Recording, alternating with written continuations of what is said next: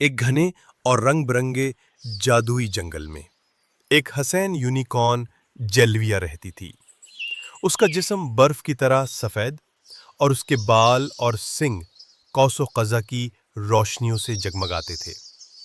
वो तन्हाई पसंद थी, मगर दिल में दोस्ती की ख्वाहिश छुपी हुई थी।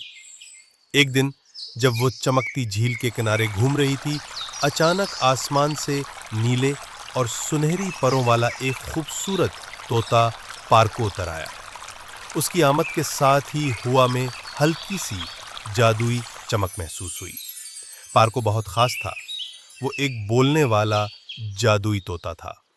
लेकिन कुछ दिन पहले जब वो चांदी के पहाड़ों से गुजरा तो एक सियाह बादल ने उसकी जादुई आवाज छीन ली।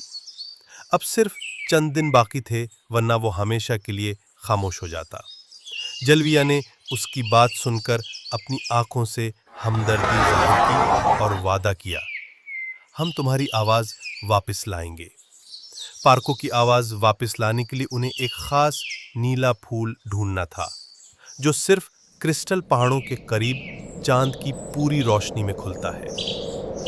जलविया ने अपनी रोशनी से रास्ता रोशन किया और दोनों दोस्त एक जादुई सफर पर रवाना हो गए।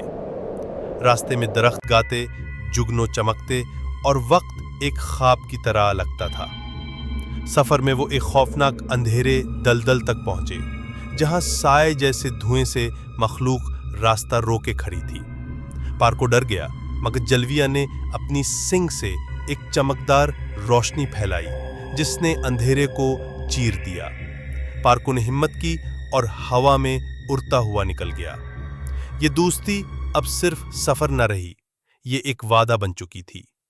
आखिरकार वो क्रिस्टल पहाड़ों पर पहुंचे। वहां चांद की रोशनी में एक नीला फूल खुल रहा था। जैसे ही पार्को ने फूल को छुआ, एक रोशनी की लहर उठी और उसकी जादुई आवाज वापस आ गई। अब उसकी आवाज पहले से भी ज्यादा मीठी और ताकतवर थी। पार्को और जलविया जंगल वापस पहुंचे। अब हर सुबह पार्को अपनी खूबसूरत आवाज से जंगल को जगाता।